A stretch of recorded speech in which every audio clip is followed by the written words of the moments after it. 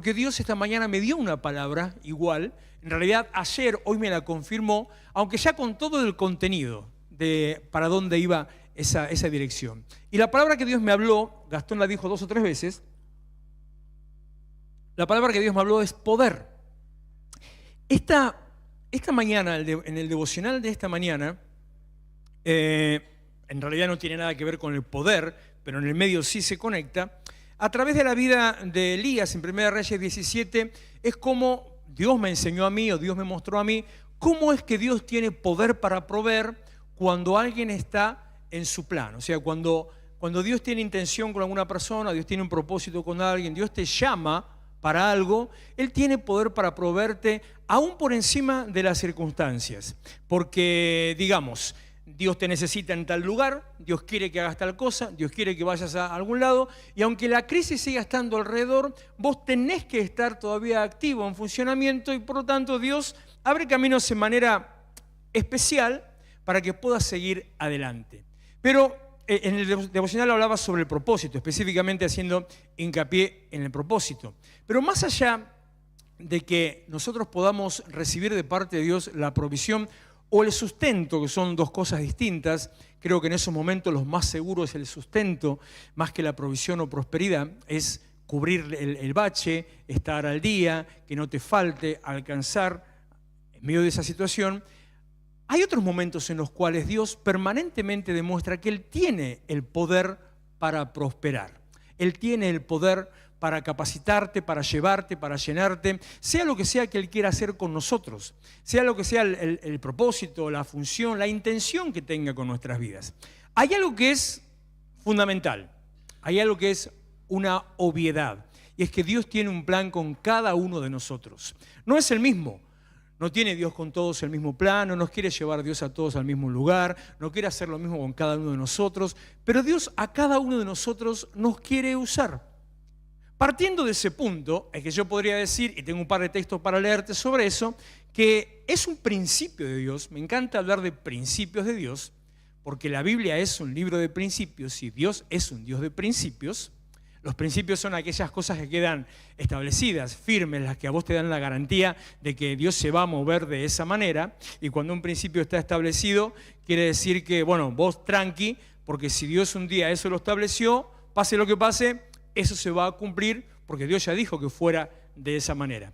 Y este Dios de principios es un Dios que, como te acabo de decir recién, siempre provee y tiene la capacidad, el poder para proveer a aquel a quien llama. Mire, por ejemplo, Éxodo 4:10, el pasaje donde Moisés habla con el Señor, o el Señor habla con Moisés en realidad.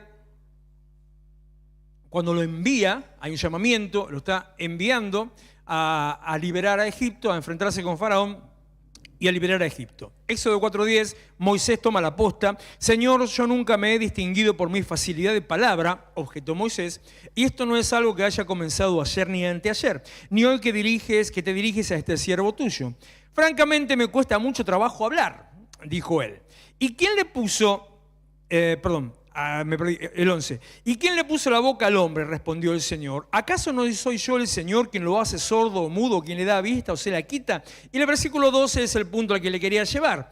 Anda, ponte en marcha, que yo te ayudaré a hablar y te diré lo que tenés que hacer. Cuando Dios te manda, Dios te capacita. Cuando Dios te manda, Dios te provee. Cuando Dios te manda, Dios te sostiene. En el momento indicado, cuando tengas que hacer lo que Dios te mandó a hacer, tenés que tener la certeza de que la provisión de Dios ahí va a estar. En este caso, el hablar, pero en otro caso también la economía, las finanzas pasan por el mismo lugar. Jueces capítulo 6, versículo 14, Jueces 6, 14, el Señor lo encaró a Gedeón y le dijo: ve con la fuerza que tienes y salvarás a Israel del poder de Madián. Y otra vez, yo soy quien te envía. Siempre hablo del paralelismo entre Gedeón y Moisés, porque tienen más o menos el mismo comportamiento. Yo soy el que te envía. No importa tu incapacidad, no importa que vos creas que no tenés medios o que no tenés recursos. Gedeón se tiraba mucha tierra encima, él pensaba que no daba la medida para nada. Bueno, yo soy quien te envía, pero continúa, versículo 15. Señor, objetó Gedeón, ¿cómo voy a salvar a Israel? Mi clan es el más débil de la tribu de Manasés, yo soy el más insignificante de mi familia. Y el Señor respondió: tú derrotarás a los madianitas como si fueran un solo hombre, y otra vez, porque yo estaré contigo. Lo que la semana pasada decía, lo importante es saber y asegurarme de que Dios esté. Te repito, para que lo sepas, para que tomes nota y lo tengas en cuenta. Cuando Dios te manda, cuando Dios te llama, cuando Dios te envía, Dios te capacita, Dios te sostiene, Dios te provee. Cuando Dios te manda a hacer cualquier cosa que Él quiera hacer con tu vida, y vuelvo a lo que te dije antes, Dios tiene un plan con tu vida. Será distinto al mío, será distinto al que está al lado tuyo, pero Dios tiene un plan con tu vida. Dios tiene un propósito con tu vida. Y tengo un argumento legal, por decirle de esa manera, que me ampara a decirle que sí, Dios tiene un propósito con su vida. Porque si la única intención de Dios con nosotros hubiera sido la salvación, el día que usted reciba a Cristo en su corazón, el día que es salvo, se tendría que haber muerto. Para de esa manera no tener que andar lidiando con todo lo que estuvimos ministrando hoy. Cargas, pecados, problemas, retrocesos, ataduras, peso sobre la cabeza, conflictos con las personas, los problemas económicos que vivimos en este tiempo. En cambio, recibís a Cristo, el Señor entra en tu corazón, llena tu corazón, listo, te moriste, ya está. Tenés la gloria permanente a tu disposición con todo lo que eso significa y la vida eterna por delante. Pero eso no pasó, o estás muerto. ¿Hay algún muerto entre nosotros? ¿Alguno de Racing? Esto es parte ya del popurrí. Hay dos personas de Racing. A ver, ¿hay alguien más? ¿Hay algún tercero? Quiero saber, porque tenemos dos, son Ezequiel y Walter y Paulo. ¿Hay alguien más de...? ¿Quién está levantando? Veo la mano, ¿quién es? ¿Un mazo de Racing? ¿Por qué, mami? ¿Vos también? ¿Vos por copiarlo a tu viejo? ¿A vos, Mateo, así también? Siempre así. Bueno, Walter salió una bien, ¿eh? Bueno, tenemos 4 tampoco, ¿viste? Hola. 4. O sea que tampoco se mande la parte. Bueno, pero si no está muerto, significa que Dios tiene un plan con su vida y está en proceso a alcanzar ese plan, a cumplir ese plan, o no, o andará a los tumbos en el cumplimiento de ese plan, o andará yendo y viniendo, o se habrá caído y se habrá levantado, se habrá caído y se habrá levantado. Dios tiene un propósito con tu vida. Dios tiene un plan con tu vida. Que tengas un propósito, que Dios tenga un plan con vos, significa que al lugar al que vas, Dios te envía, te capacita, te provee, te sostiene, te prospera. También eso quiere decir que si Dios te llama, no necesitas otra cosa más que su presencia. Y eso quiere decir que si Dios te llama, tenés las condiciones que necesitas para hacer aquello que Dios te mandó a hacer. Pero para salir un poquito de ese bucle, Mateo capítulo 10, versículo 18, por mi causa, dijo Jesús, los llevarán ante gobernadores y reyes para dar testimonio a ellos y a los gentiles. Pero cuando los arresten, no se preocupen por lo que van a decir o cómo van a decirlo. En ese momento se les dará lo que han de decir, porque no serán ustedes lo que hablen, sino que el Espíritu de su Padre hablará por medio de ustedes. Cuando Dios te llama, Dios te capacita. Cuando Dios te envía, Dios te sostiene. Cuando Dios tiene un plan con vos, Dios te prospera. Y la provisión, la prosperidad o la capacitación de Dios viene en el momento indicado. Cuando tengan que hablar, dijo Jesús. Tal vez estás empezando un emprendimiento o algo en lo que Dios te mandó, un ministerio, tal vez una actividad en la iglesia, tal vez fuera de la iglesia, tal vez en lo personal, sentir la convicción de que Dios te envió a hacerlo y no tenés los recursos, no tenés los medios. Y estás esperando que lleguen los recursos o los medios. No tenés necesidad de esperar que lleguen, tenés que meter mano y avanzar. Si tenés la convicción de que Dios te habló, por eso lo importante es saber que Él está. Si tenés la convicción de que Dios te habló, avanzá. A medida que avances, como le pasó a Pedro, el agua se endurece, el camino se abre. A medida que avances, la provisión va a venir a tu mano. Por lo tanto digo, cuando Dios tiene un plan con nosotros y un propósito, Dios provee. Pero el poder de Dios para proveer no se limita a lo que tiene que ver con el propósito ministerial. No es que Dios te provee solamente cuando Dios tiene un plan con vos para un ministerio o para X actividad que tenga con vos, sino que el poder de Dios para proveer está por encima de una actividad ministerial. O sea, En el devocional te hablaba de eso en cuanto al propósito. Dios prospera, Dios provee en el propósito. Pero Dios provee, Dios prospera más allá porque el poder de Dios está más allá. El poder de Dios está por encima. El poder de Dios es anterior incluso al llamamiento. Y el poder de Dios está a nuestra disposición. De tal manera que, así como te digo en cuanto al llamamiento o la capacitación, o esperar o no los recursos, muchas veces no nos damos cuenta de que el poder de Dios está a nuestra disposición. Muchas veces no nos damos cuenta de la cercanía, la distancia y la relación que tenemos con el poder de Dios. Muchas veces no entendemos tampoco qué es o cómo es el poder de Dios y tal vez tenemos esa idea un poquito fantasiosa, ¿no? Entonces el poder de Dios es ver de golpe, no sé, una bomba atómica. El poder de Dios es el cielo que se abra. El poder de Dios es ver a un muerto resucitar. Sí, todo eso es poder de Dios. Pero también poder de Dios es lo que Él hace cuando te habla. Es la obra en tu interior. Es la obra de transformación. Y es cuando empieza a cambiar tu vida para que seas una herramienta de bendición en sus manos. Génesis capítulo 17, versículo 1.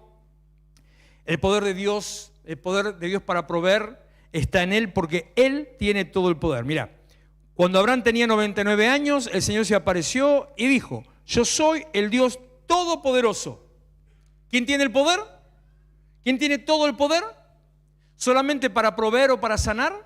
Absolutamente para todo. El que tiene el poder es Dios.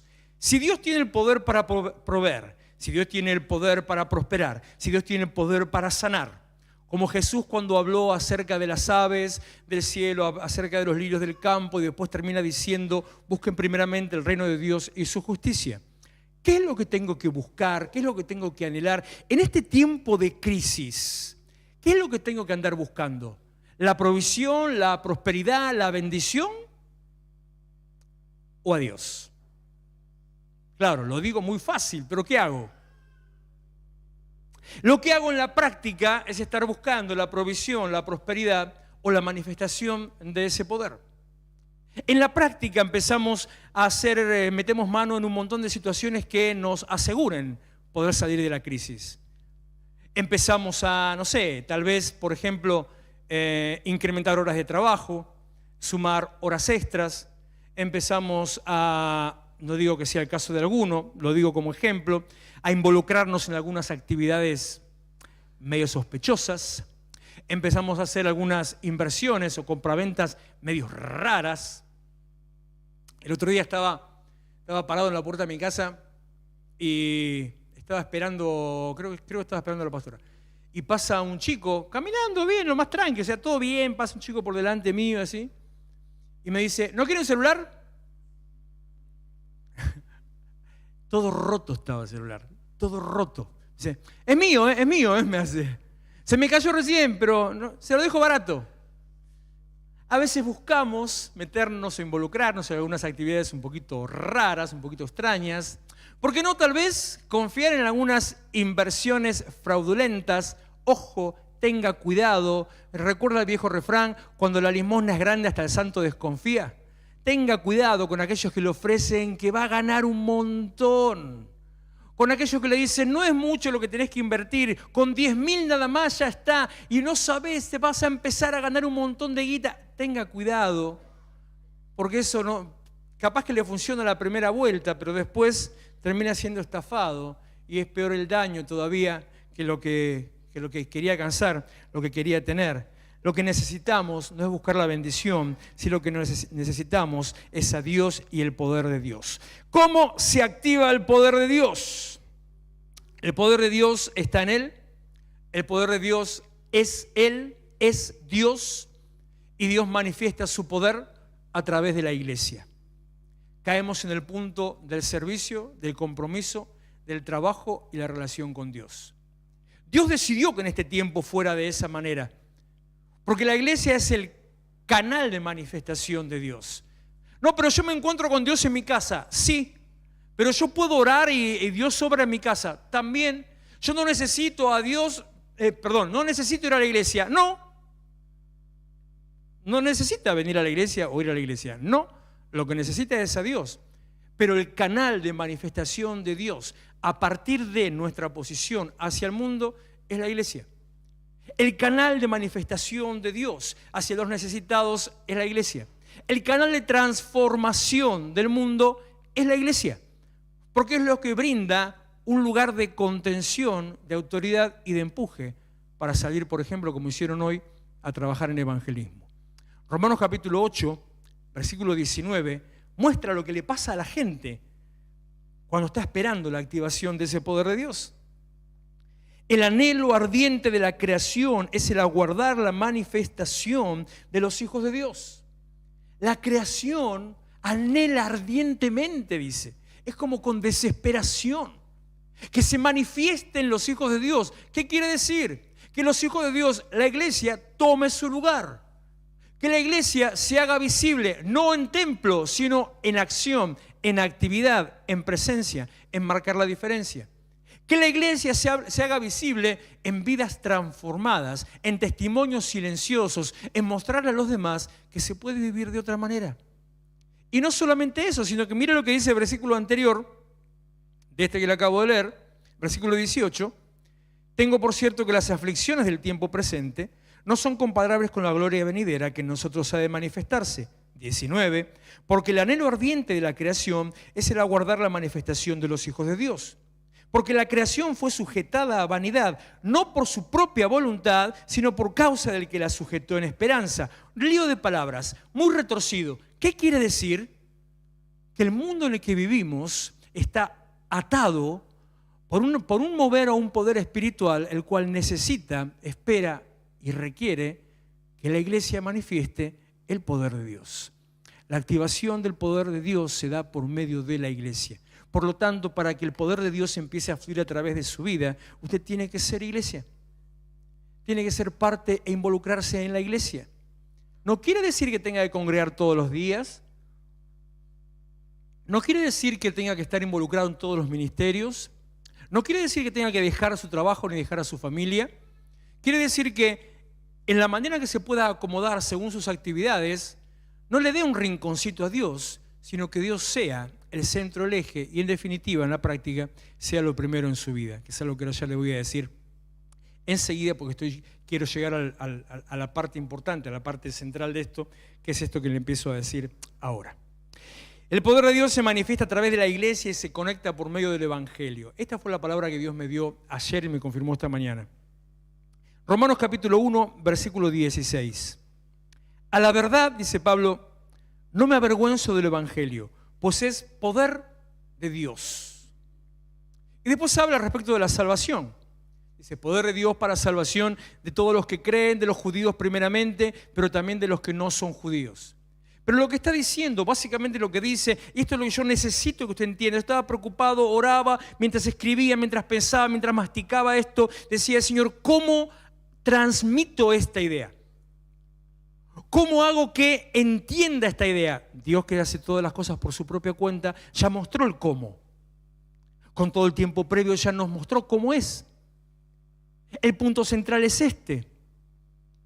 El evangelio es poder. Vamos de nuevo. El evangelio es poder. No que el evangelio tiene poder. No que el evangelio es poderoso. Sino que el evangelio es poder. No sé si entiende la diferencia o si entiende cómo lo quiero separar. Lo está tomando como si fuera un ente abstracto o un ente vivo, independientemente de lo demás. Como cuando Primera de Juan capítulo 4 habla del amor. Es el capítulo que se lo menciona como el capítulo del amor, porque habla del amor de Dios, de cómo se manifiesta, y habla de nosotros los cristianos, que si no amamos a nuestro hermano, entonces en realidad no amamos a Dios y bla, bla, bla, bla. Pero el versículo 8 dice, 1 Juan 4:8, dice, Dios es amor. Entonces es el mismo contexto, la misma construcción. No dice Dios tiene amor. No dice Dios ama. Dice Dios es amor. Es como si yo entonces pudiera verlo en materia, y si yo en forma física, material, si en forma física y material yo lo tuviera a Dios y pudiera tocarlo, eso es amor. Bueno, así Así me está diciendo que es el Evangelio. ¿Qué es el Evangelio? El Evangelio es la impartición y la compartición del plan de salvación. El Evangelio son las buenas noticias. Esas buenas noticias que tenemos de que en Cristo tenemos vida eterna. El Evangelio son esas buenas noticias, otra vez le digo, las buenas noticias de que a través de conocer a Cristo soy salvación de la condenación del infierno. Por lo tanto, el Evangelio son las buenas noticias, otra vez, y lo voy a repetir varias veces porque me gusta que se entienda ese concepto, buenas noticias. El Evangelio no es vení y vas a pasarla mal, vení y deja tu casa, tu familia y tu trabajo, vení y empezá a que te falte la plata, vení y metete en un sistema de prohibiciones, vení y no podés escuchar música y no podés tomar esto y no podés comer aquello y no te podés vestir de esta manera, te tenés que vestir del otro y encima te tenés que aguantar a tu suegra. No. ¿Qué, no se quiere aguantar a la suegra? Eso no es una buena noticia. Cuando usted da una buena noticia, a alguien le da una buena noticia, esa buena noticia significa que lo que le está contando es una mejor condición de lo que estaba, que viene una sorpresa, que le va a aumentar el sueldo, que le va a hacer un regalo, que le va, no sé, que viene una visita importante o una visita querida, qué sé yo. Pero algo que lo pone en mejor condición de cómo estaba. Por lo tanto, si el Evangelio es una buena noticia, el Evangelio no es para amargarte la vida. El Evangelio no es un manto de prohibición, sino que el Evangelio es una buena noticia.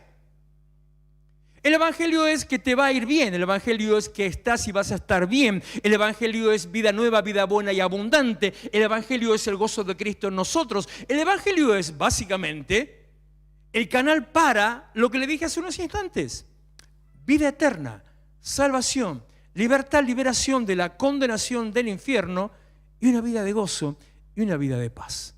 Ahora, Pablo me dice sobre eso: no me avergüenzo del Evangelio, o sea, no me avergüenzo de las buenas noticias, porque las buenas noticias son poder de Dios.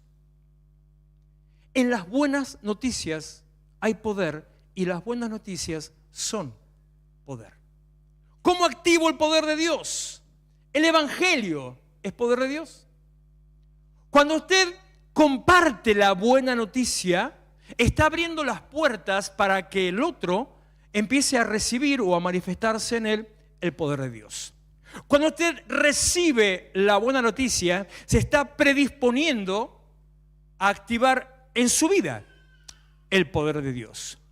Pero por sobre todas estas cosas, ya sea que la comparta con otro o lo reciba de otro, cuando usted vive la buena noticia, más que compartir o más que recibir, cuando usted vive la buena noticia, cuando usted vive el Evangelio, que eso es ser iglesia, cuando vive el Evangelio, usted vive en el poder de Dios. ¿Y qué es vivir el Evangelio? Una vida transformada. Una visión hacia adelante. La mirada puesta en la obra de Cristo en el reino de Dios.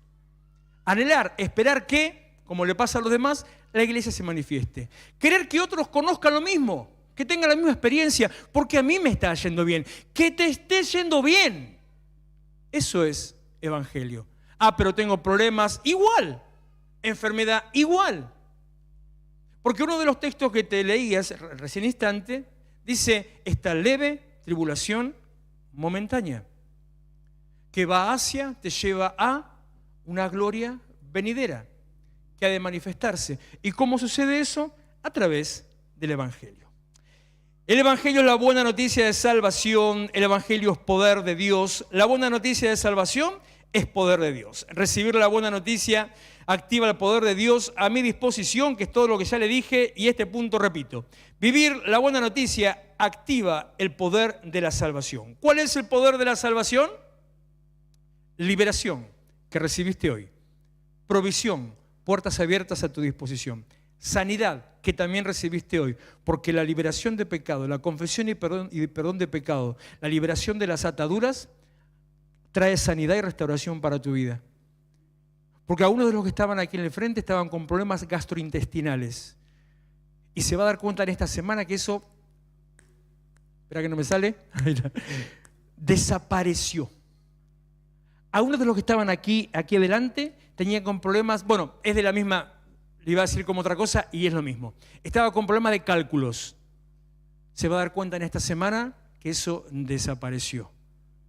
Algunos de los que estaba acá adelante estaba con problemas de, y esto me la estoy recontrajugando, estaba con problemas de descalcificación o osteoporosis. No sé cómo va a ser para darse cuenta, a ver, se tiene que hacer un osteograma, si no, o le pegamos una patada y se rompe la pierna. ¿Cómo se nota? ¿Cómo te puedo dar cuenta? Análisis únicamente, pero no está para hacer análisis. Bueno, Dios va a guiar cómo, pero eso desapareció. Alguno que otro también estaba con problemas cardíacos, soplo en el corazón. Algún que otro estaba también con problemas respiratorios, específicamente con alguna mancha en el pulmón. Todas esas cosas son resultados, son producto de pecado recurrente, de ataduras espirituales, de cosas no confesadas, que cuando quedan en el altar, ¿serán las manchas de la alfombra, che? Cuando quedan Cuando quedan en el altar, se abre una puerta de sanidad y de restauración para su vida. Y en definitiva, de transformación. Y le leo, en realidad iba a darle 3 puntos, le voy a dar 2 porque por la hora nada más. El segundo punto, el primero es que el Evangelio es poder. Deuteronomio capítulo 8, versículo 18, el poder de Dios es una herramienta de provisión. Deuteronomio 8, 18. Acuérdate de Jehová tu Dios porque Él te da el poder para hacer la riqueza, lo mencioné el miércoles este versículo, a fin de confirmar su pacto que juró a tus padres, como en este día. Cuando vivo la buena noticia, esto es lo que le decía antes, no necesito buscar soluciones mágicas. Cuando vivo la buena noticia, no dependo del adelanto, el vale o del otro. Cuando vivo el Evangelio, no tengo que andar haciendo malabares. Y yo entiendo, a ver, algunos piensan, tal vez los más nuevos o los que no me conocen mucho, me lo han dicho muchas veces, algunos piensan que yo le hablo estas cosas desde la posición de la ignorancia, o sea, como aquellos que viven en Narnia, ¿vio esa gente que vive en otro mundo? ¿Vio los políticos que viven en otro mundo? Entonces le dicen cosas como que podés hacer tal cosa, qué sé yo, entonces viven en otro planeta y son cosas irrealizables para vos. Recuerdo, este caso no era un político, recuerdo una vez en el Instituto Bíblico un profesor que daba una materia, en aquel momento, hoy ya no existe más, era una materia como para organización de eventos, póngale, no era ese nombre, pero era para aprender a hacer congresos, seminarios, todas las cosas que hacemos nosotros, qué sé yo. Y el hombre este, que acá tengo el nombre, pero no que no me acuerdo, sino que me quiere salir, yo no lo dejo. Este hombre, hoy ya es un hombre mayor, en aquel momento era un hombre joven, este hombre vivía en aquel momento en Recoleta, entonces, llevándolo a las situaciones de hoy, él te decía, usted se tiene que comprar una pantalla, como si fuera hoy, usted se tiene que comprar una pantalla de 10x5 y ahí empieza a transmitir las cuestiones que quiere mostrar en la iglesia. Una pantalla de 10x5 hoy, bueno, yo ya le perdí la cuenta, pero calcule que aproximadamente vale 20 millones de pesos. Más o menos.